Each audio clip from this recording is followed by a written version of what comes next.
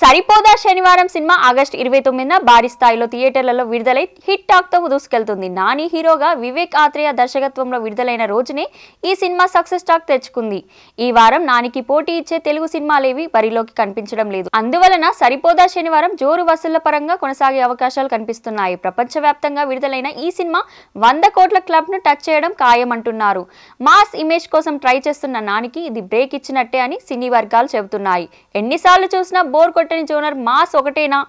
జరిగే కథ ఏంటో తెలుసు, ఏం జరగబోతుందో కూడా తెలుసు. అయినా కూడా ఎంగేజింగ్ స్క్రీన్ ప్లే ఉందంటే దర్శకుల విషయం ఉన్నట్టే. సరిపోదా శనివారం చూస్తుంటే వివేక్ ఆత్రేయపై ఈ ఫీల్ వస్తుంది.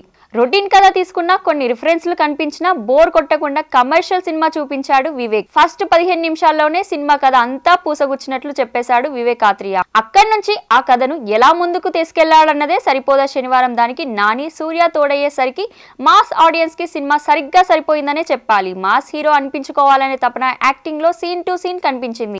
ఎస్జే సూర్య మెయిన్ పిల్లర్, దయ్యలేని దయ్య పాత్రకు ప్రాణం పోశాడు. కమర్షియల్ సినిమాలను ఇష్టపడే వాళ్ళకు సరిపోదా శనివారం ఫుల్ మిల్స్ లాంటిది.